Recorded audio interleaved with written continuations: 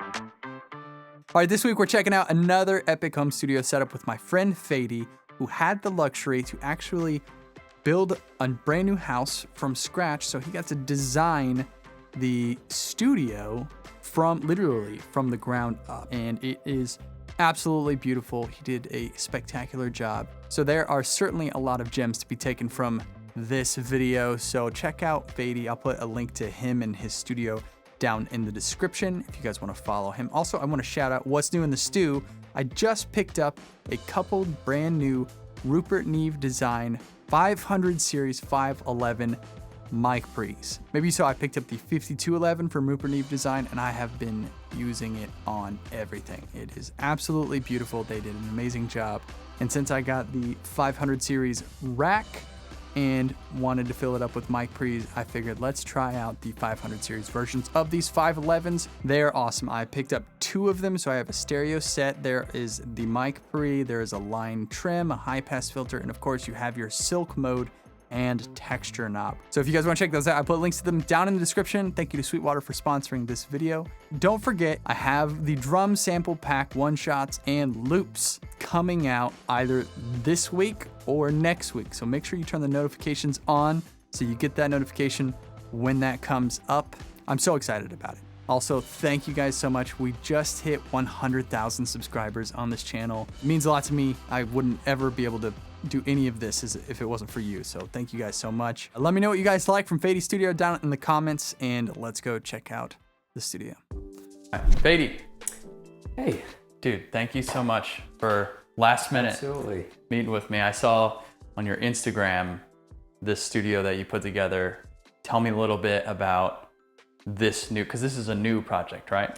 It's a new construction. Okay. We built the house, and then we used the downstairs to become the studio, and then designed the whole downstairs for the studio. We just moved in about 4 weeks ago. So you got to plan this all from scratch. Yeah, I got to draw it on a piece of paper and have them do exactly what I wanted, which was really a blessing to be able to do that. So there was a couple clips on Instagram of him showing a little bit of the behind the scenes of the build. I'll put his Instagram if you guys want to see some of that stuff. Like, this is a beautiful space. So if you don't mind, just walk us through, show us like what room is this, etc. So this is kind of like the lounge area. Not fully done yet. I was decorating everything. So we have a little coffee bar right here. And this is more a seating area, so I'll need a little bit more chairs in here. And then this is a bathroom right here. Nice. For when we have clients and stuff like that. And this is a guest room, actually. Oh, nice. It's a full guest room. And the idea is this is more like a suite. Yeah. So sometimes in certain projects, and I have a lot of clients that are from out of town. Yeah. And then they come in, so they can actually stay down here for a couple of days for the period of the project. So they have their own bathroom, there's a little living room, there's a coffee bar, and then they have a bedroom to stay. And then we can get work for 2 long days or whatever, work an overnight or something like that to get the job done. We want to make sure that the downstairs is completely separated from upstairs with a separate entrance. And that way I keep the family obviously completely separate from business. Then we'll go in here. This is the live room. 3 pianos. 3 pianos.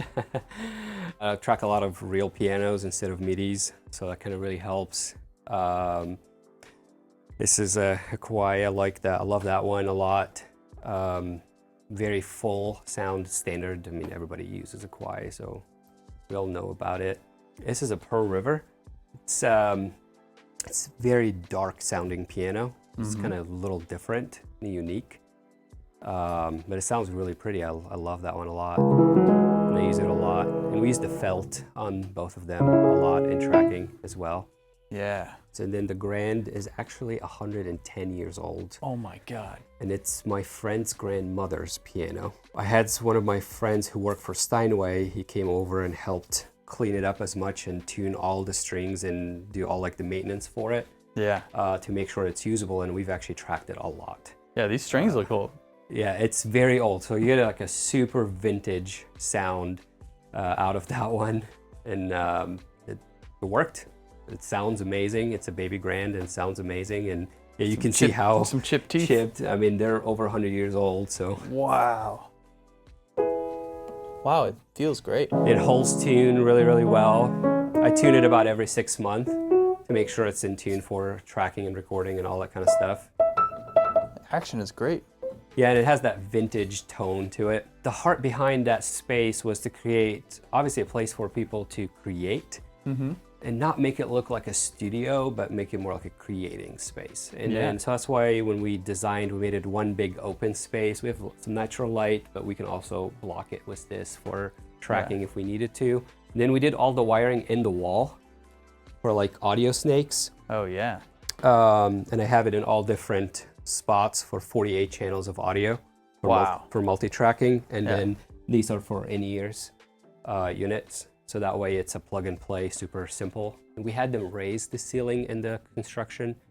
I think the standards are like 8 foot and we did 10 foot. Nice. So that way it's a lot better for... Feels really big in here. It's just kind of the goal was to not feel trapped and doesn't feel like a basement, you know? And we do a lot of video and podcasts, vlogs. Yeah, a lot of artists now, they want to shoot their projects in video as well. Of course. So we shoot a lot of the projects here, audio and video simultaneously as well. Stuff like this is nice because when you're in the live room, you know, and especially when you're putting together tracks, like sometimes it's nice to kind of get out of there and sit and work through a part. Yeah, like you need a place to hang out and sit and work on your pieces. I worked at the studio East West, and the biggest room is the scoring room. It's an old Sinatra room.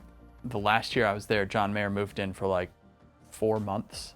Oh wow! And it's for like a 80-piece orchestra, and he filled like every part of the perimeter walls was like one whole section of a wall was all pianos and vintage organs and keyboards and whirlies and stuff, and then one part was like electric guitar amps, and one was like there was a couple drum setups, but in the middle of the whole room was like this. A lounge They area. had that whole stage carpet with like a full living room where they would just chill, smoke cigars, and then like talk about stuff or like work through parts.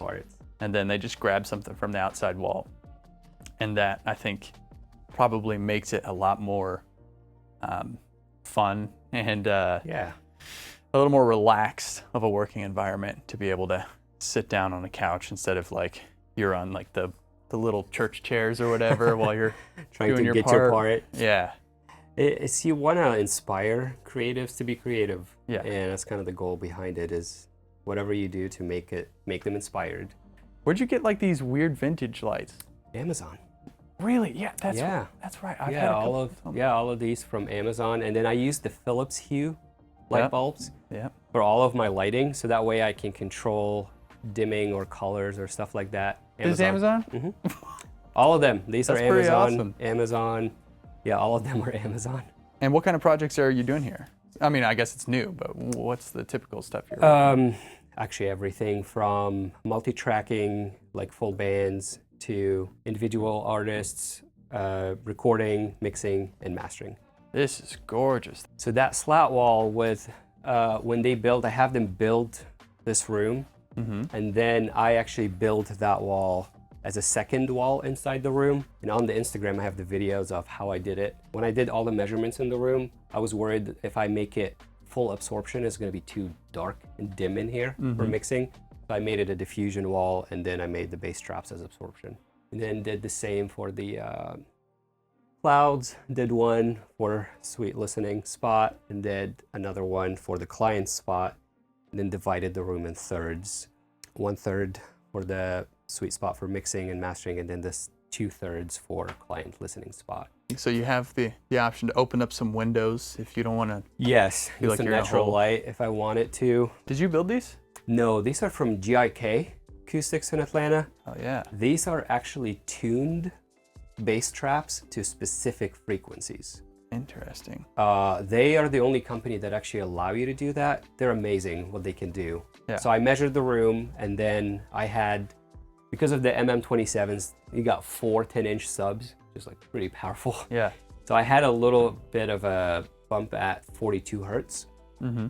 So I had them build these, and then they are tuned to 42 hertz. So that way you're cleaning your low end, but you're not getting rid of all of it. They're tuned just to that frequency, and then that helps with that significantly. The rest of the panels I built myself, but these, I don't know how to tune them to a specific frequency, so that they took care of that one. That's amazing. So you built this house 4 weeks ago, or you moved in 4 weeks ago? We moved in 4 weeks ago. Obviously, we worked with a general contractor for all the construction, but a lot of the minor details with soundproofing and stuff like that down here, I had to do it myself. Yeah. So I did a lot of the work myself because they had no idea how to do it. Sure. We've never soundproofed the studio before. We don't know what to do.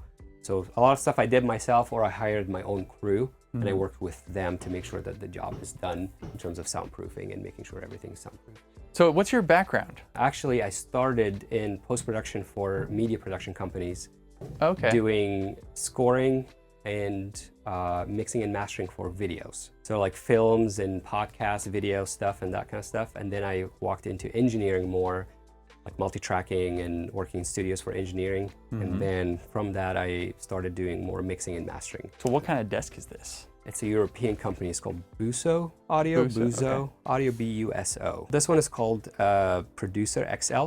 You got racks on both sides, and then the bottoms are racks as well.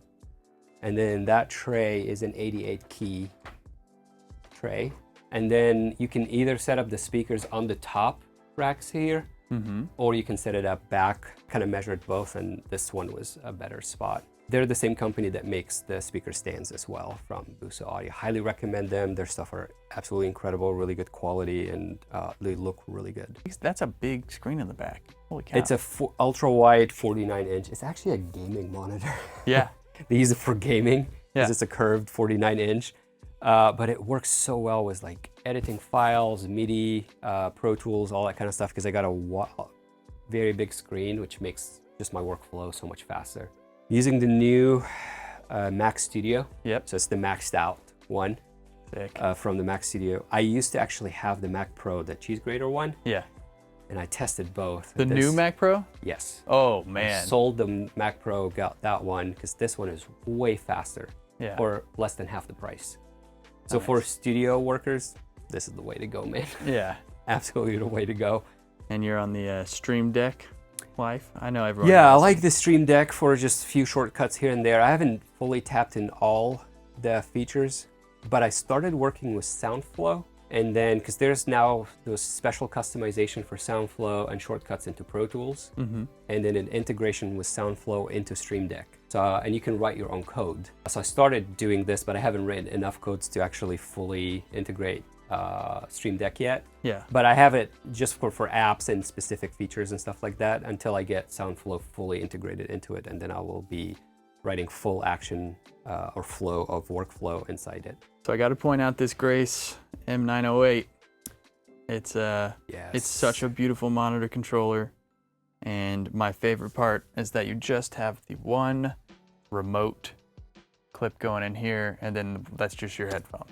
The thing about this that was my favorite is the converters on this is mastering grade converter. Oh, okay. Because it has digital to analog converters. Yeah.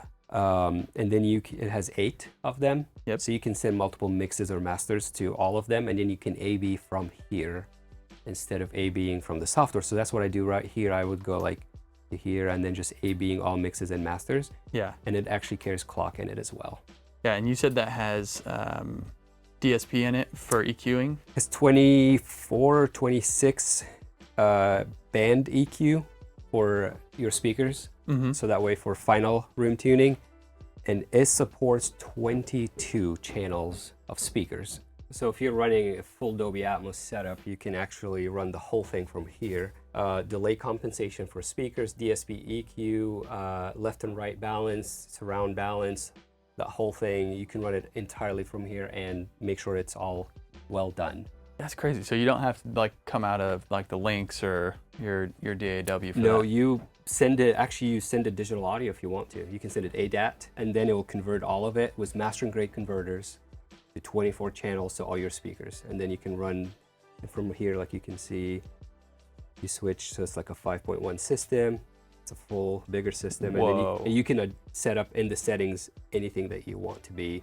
And it can also send cue outs for your tracking room if you want to as well. The amount of features in this thing is absolutely amazing. It's very expensive. It's like what, $4,000 or something? 8. $8,000. Good God. Or 7,700, something like that. Yeah, it's the stereo one I think is like $4,000. Yes, the stereo one is a $4,000, but it doesn't have the DSP in it. Right. Or but the it's- Atmos. or the Atmos, Yeah. but it still have the same converters. So Yeah. if you're not doing Atmos and you don't need DSP, it's obviously amazing to use. It's a very expensive one, but it's kind of become the heart of the studio, and you kind of Oh my God, when you yes. get to this, you kind of have to have it. Can you tell me a little bit about what you got in the racks over here? I'm using the new, actually the West Audio Titan. I've been using some of their stuff and they're incredible. So this is their Pultec EQ version. And then this is their version of the SSLG bus compressor. What I like about the West Audio that they hook up USB to your computer and they have a plugin. Oh, wow. And then in the plugin, you change the settings, it's actually syncs. What? So it's a digitally controlled analog unit. Whoa. And then when you open a session, if the plugin is in the session, it recalls the setting of whatever you had this for that session. Oh, nice. Yeah, that's great. But it's fully analog because you have to pass audio in and out through it. Sure. And if you're using their chassis, you basically use one USB on the back and it automatically recognizes all 10 channels. What? Even if you're not using West Audio? Well, it won't recall these settings, but Sure, it yeah. recognizes that on number 5 and 6, 7, and 8 are West Audio units, and it automatically syncs to them. Sure, got it. They have a new tube compressors, which is their version of the Manly. Nice. That's what I'm looking to buy eventually because I really like it. The Varimu? Yeah, so their version of the Varimu was cool. real tubes in 500 series. Those are the Neves Those are tape saturations. Oh, sick. So those are the magnetic tapes, and they're incredible on vocals. And then they have also the silk transformers in them. Yeah. So you get kind of both worlds. You get a tape saturation, and then you get the silk transformers. Absolutely amazing. And then SSL Fusion, everybody knows that. You have a drive. You have, it's called the Violet EQ, which is like the SSL version of the Pultec. It's smiley face. Low shelf and high shelf. Yeah. Yeah, the smiley face. And then that's a high frequency compressor, which is like a de-esser, and then a stereo imager, and then SSL transformer, and then just input and output. So you can use it in mixed buses a lot. I use it in mixed buses a lot. Sometimes I use it in mastering too, or specific elements of it in mastering. And then it's great for like overheads. Oh, pass cool. overheads Yeah, through of it, course. or electric guitars, stereo guitars through it as I'm tracking. Sure. And it's amazing. The links, everybody knows that. I use this basically to pass audio in and out for AD and DA conversion to make sure that all my quality is really clean. And then above it is the 2500 compressors. This is the newer version, which is the 2500 Plus. The only difference in that one is has a blend feature in it where you can run parallel compression or have a mix button in it. Killer. It's like the famous API. Everybody knows that. It's incredible. This one is it's actually made by, it's called Langvin, but it's made by Manly, and it's an analog limiter. And it's a great stereo limiter. I use it in mastering as well. A great unit. Then above it, this is not super new. It's a couple years, but not a lot of people familiar with it. But Flock Audio. I don't know if you've ran into patch those, the patch bays. Yep. So it's a digitally controlled analog patch bay. Where it has an app in here. So I have all my hardware assigned on the left side, and I can basically grab, for example, here's my Hilo outs, my links, and then I can put here like my APIs. Nice. And then now I'm just deciding what my chain is, and then I'm sending my API into my SSL, and then I'm sending it back for conversion into my Hilo. The cool thing is I can just bypass while I'm listening. Yeah. Like that. Yeah. Or I can split the signal and then run a second parallel version of the signal that is unprocessed. I use that in tracking a lot. I would track vocals. Yeah. And I would track a processed signal, and I track a raw version and then use that for parallel compression in engineering or for snare drum. So instead of using it like a plugin for parallel compression, Sure, I would yeah. smash one with a compressor Yeah. through the API, and then I'll track a one that is completely untouched and then run both in mixing, but in real analog units. Has allowed me to use all my analog gear to its fullest potential, basically, because I use them now in mixing, I use them in tracking. So I mix hybrid now. Yeah. So I run all my stuff as inserts, and then I run them in here, and I can bypass and listen, and then you can save a preset That's in great. here of your mixing session, and then recall all the routing for that preset. It's a really cool unit. It's 32 in, 32 out. And they have smaller one, and they have now just released a massive beast one for like 10 grand. Yeah, I saw that one. 96 one. Yeah. 96 in, 96 out for bigger studios. Yeah, that's a great one. Then over here, this is the Prophet sequential analog. Incredible analog synth. Love that unit, use it a lot. Just run a MIDI to it and then just use one of my MIDI controllers to get the sounds out of it. This is like the mainly Voxbox version. Oh. But the Focusrite. Yeah. So you have like an EQ and a de-esser and a compression and shelving EQ and a full compressor in, and then it has also conversion for, you can run it as a digital input instead of analog input. So it's a full vocal processing chain if you want to. And then 4710 from UA. I mean, it's very standard. Everybody used that. It's an incredible unit. These are my favorite. Actually, I use that the most. The Chandlers? The channels. This is the old LTD1. Oh, sick. They don't make those anymore. So this has the original Neve 1073 circuits in them. The original ones with the EQ. And that thing, I think it's my favorite preamp. And then this is just the Focusrite pre. It's the ISA 828, so it's an 8-channel pre. So that kind of adds more to my pre's. And then I'm running, the whole studio runs out of UA. So all like the heart of my interface is UA. So I use an X8P, an X6, and an X4. Nice. Right here. So they're all chained Thunderbolt 3. Yep. And then all of these are connected with either ADAT or connected just analog. And then I had a buddy of mine who helped me wiring. His name is Ben. We wired like custom-made panels for front inputs. So that way, if I have like a singer in here and we really quick want to tap into one of these and test which mic we want to use, which preamp we want to use, so just front inputs to all of these really quick in and out to be able to access all of these units super quick. And then we also did like MIDI and USB and Ethernet. So that way we can also tap into those really quick for tracking keyboards or MIDI or stuff like that. That's awesome. It's amazing you made it all fit in one rack. Yeah, That's it's cool. From Redco. Yeah. And then, so we custom made the rack from Redco, and then he did all the wiring and the soldering from the back and all that kind of stuff. Moog Sub 37. Those are so fun. Yeah, it's like standard, obviously, for synth bass. So I run this into the patch bay. Okay. And then I get to choose what I want. Sure, yeah. And then it can be different. So that's kind of the beautiful part of that patch bay. Is it's so easy. It takes like a few seconds for you to choose. I want to run it into this or this or this or this, because all of those pre's are hooked up line ins and line outs through the patch bay. So I can run this straight through that. And the patch bay has front inputs as well, so I can just go line inputs on the front, super quick, and then I can just run it into anything I want, or can stack them as well.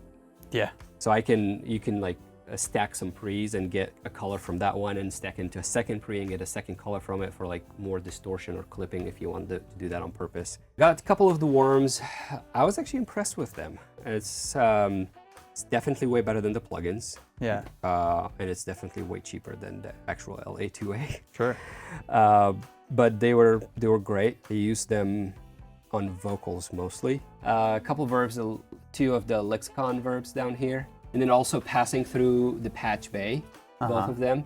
So for the same thing, being able to run some of these verbs and then being able to use them as well. And then summing. Analog summing for mixing, it's a must. Yeah. And it's magical. Using the Dangerous Audio. I know there's a lot of plugins that do it, and I A/B'd both, and it's not the same. Yeah. Like the NLS uses it, and then Slate has the same ones. Yeah. And I tried, and even Pro Tools have the Heat, which is pretty cool, and I use it sometimes. But when I A/B was this, it's just it's a game changer. It does something so different. This is the older one that they have. They have newer ones now that has actually, you can change the color on it. Oh wow. This one, there's nothing you do. This is just volume. Yeah. And then just 16 channels, and that's it. This is inherited from family. These are good pianos, man. It's really good old ones. My main one that I use is this one. It's actually the Studio Logic, the SSL Grand. It's their newer ones that they just released a couple years ago, because they're actual wood. These are real. They're real. Yeah, that feels ivory. Great. How do you like these speakers, and how long have you had them? I've had them for a couple years now. I went from Dyna Audio to those. They are absolutely amazing. Yeah. It's a game changer. But I gotta say, one of the things that about those speakers, they exposed my room. When I got these speakers, it wasn't here, it was in my previous studio. When I got them, I had to spend probably like a couple grand treating my room. Yeah. Because the subs on those speakers are unforgiving. if you don't have good low treatments in this room, it won't. But they're very clean, they're clear. I mean, they will tell you everything you want to know about your mixes and masters. And then this is the version 2, which all of the speakers have that feature now, the meme technology. Was just simulating the hi-fi, flat, old school, which is the NS10, then the cubes, which is the Avantone cube speakers.